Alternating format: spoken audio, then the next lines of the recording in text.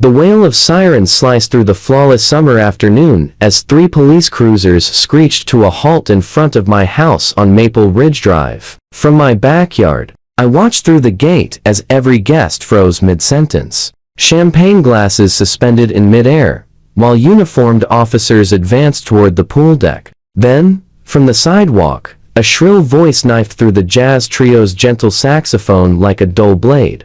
"That's right, officers. They're all back there breaking at least 12 HOA rules." The voice belonged to none other than Karen Whitfield, our self-crowned neighborhood tyrant, standing at the curb with arms folded and a victorious sneer smeared across her face. What happened next would be retold at every block party for years to come. Officer Martinez rounded the corner first. His practiced mask of impartiality wavered the instant his gaze landed on someone near the pool. That someone was Isabella Chen, gliding forward with the effortless command that only comes from being raised in the state's most influential political dynasty. Let me rewind to earlier that day. After 6 brutal months of construction, my backyard had finally emerged from its former life as a sad rectangle of crabgrass into what my contractor proudly dubbed resort-style living. The brand new pool gleamed beneath the June sun, framed by natural flagstone and landscaping so impeccable it actually surpassed every petty HOA standard, though Karen would sooner gargle bleach than admit it.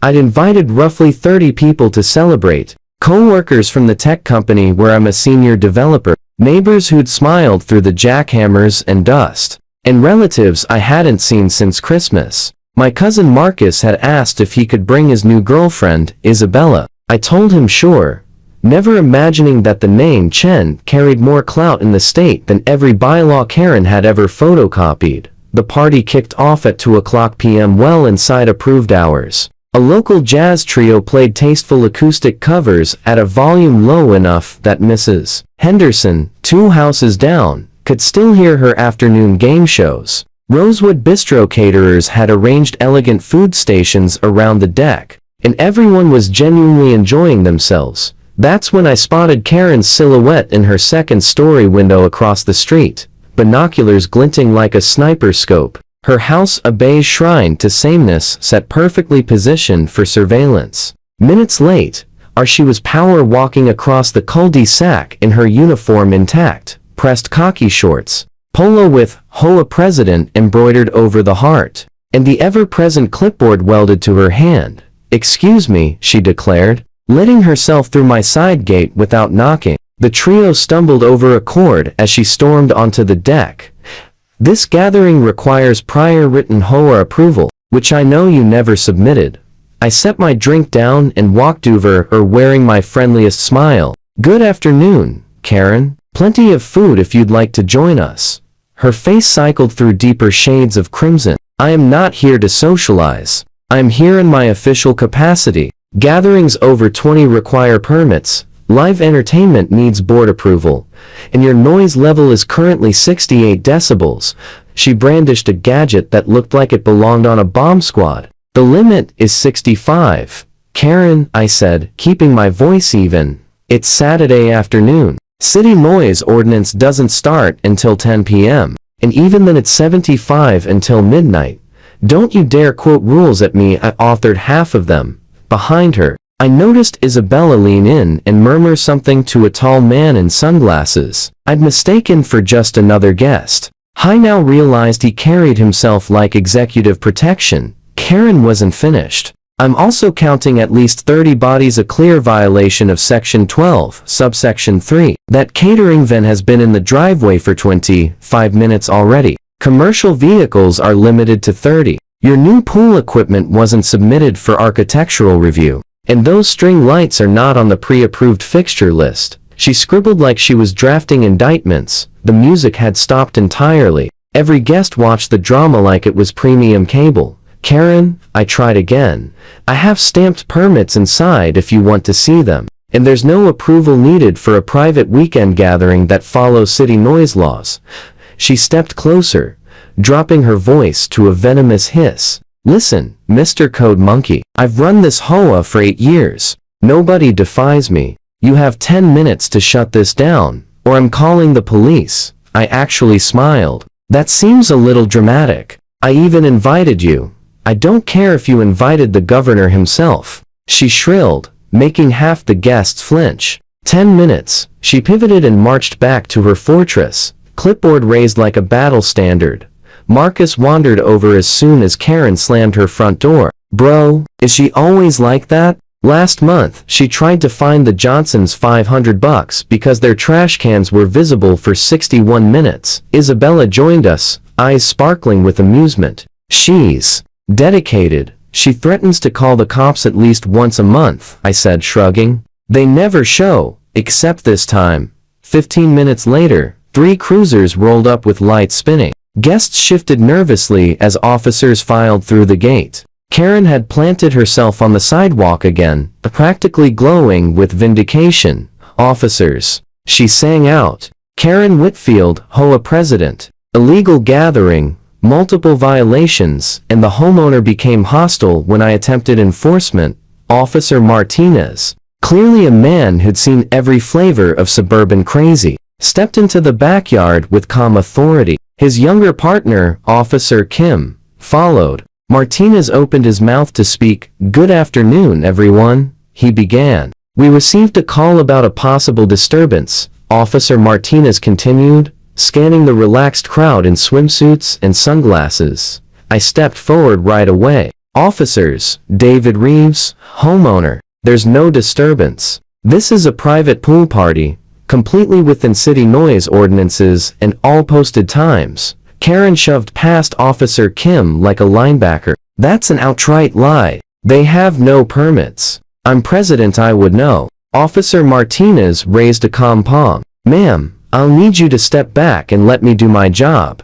He turned to me. "Sir, do you have any documentation for the gathering?" "Renovation permits are inside, stamped and approved," I said. "As for the party itself, there's no permit required for fewer than 50 people on a Saturday afternoon. We're at 30, max. It's barely 4 o'clock." That's when Isabella glided forward, the man in sunglasses shadowing her like he was paid to do exactly that because he was. "Officer Martinez," she said pleasantly, but with the kind of voice that makes rooms go quiet. The officer did a small double take. "Miss Chen?" Recognition hit him like a wave. "I didn't realize you'd be here." She offered the warm, practiced smile that had been on campaign posters since she was 12. "My boyfriend and I are visiting his cousin. It was a perfectly peaceful afternoon until roughly 20 minutes ago." She handed over her state-issued ID with the subtle gold seal that makes cops stand straighter.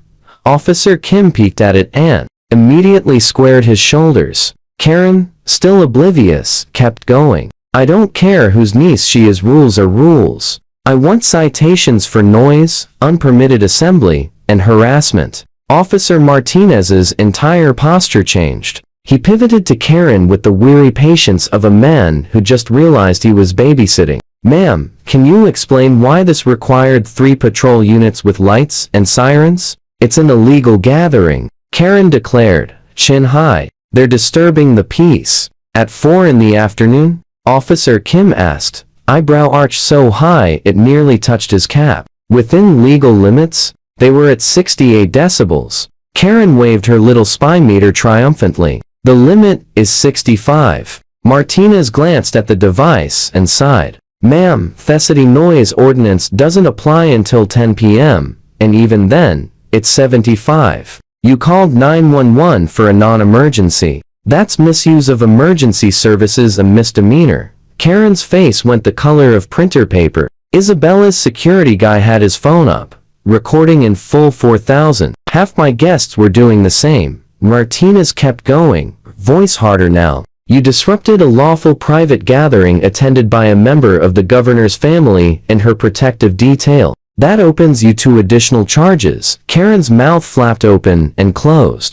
The governor's." Isabella stepped closer, smile sweet enough to rot teeth. "My uncle is a big believer in neighbors watching out for one another," she said, voice like honey over a razor blade. "He's less enthusiastic about fake 911 calls that pull officers away from actual crimes." Martinez nodded. "Ma'am, I need your ID. We're taking a statement about why you believe this was an emergency."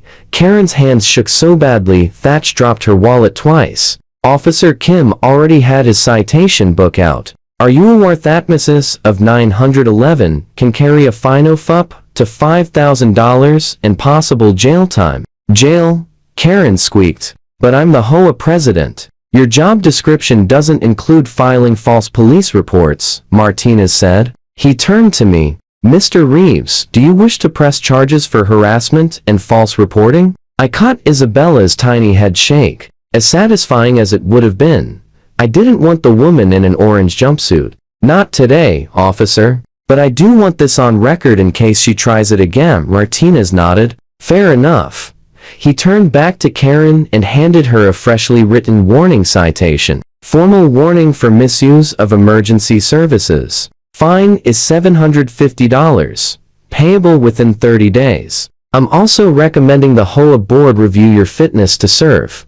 Given your confusion between civil covenants and criminal law, Karen stared at the paper like it was written in Aramaic. 750. But I'm the president. Not for long. Someone in the crowd coughed, sparking a ripple of laughter. Isabella raised her champagne flute. To neighborhood hospitality, she said, eyes twinkling at me, and to hosts who actually read the rules. The backyard exploded in cheers and applause. Even officers Martinez and Kim cracked smiles as they headed out. Karen slunk off the property, clutching her useless clipboard and brand new citation, muttering about appeals. 3 days later, the community center was packed. An emergency HOA meeting had been called, and it felt like every resident who'd ever received one of Karen's pastel-colored violation notices showed up with popcorn. Karen sat in the middle of the long table, looking like she hadn't slept since Saturday. Vice President Richard Kumar gavelled the meeting to order. We are here to discuss the incident involving misuse of emergency services by our current president. Karen tried one last defense, voice wobbling. I was only protecting property values. You were wasting police resources, Treasurer Patricia Gwynn snapped. Do you have any idea how ridiculous we look right now? One by one neighbors stood. The Johnsons recounted the trash can fiasco. The Patels brought receipts for the sidewalk chalk citation. Mr. Yamamoto played the voicemail Karen left, threatening to seize his 14-year-old tabby cat for unauthorized sunbathing in a window. Then Richard read the letter from the governor's office, short, polite, and absolutely lethal. It expressed concern over the misuse of emergency resources and trust that the HOA would handle the matter appropriately. The vote to remove Karen Whitfield as president and bar her from any board position for 5 years was unanimous. The gavel fell like a guillotine. Karen sat frozen, mouth open. This is my life's work, she whispered to no one. Security walked her out while she hugged her now meaningless clipboard like a life raft. The $750 poorer, publicly humiliated, and officially dethroned. As the doors closed behind her, I heard her still muttering about lawsuits and appeals. But for the first time in 8 years, Maple Ridge Drive was quiet, sunny, and blissfully Karen-free.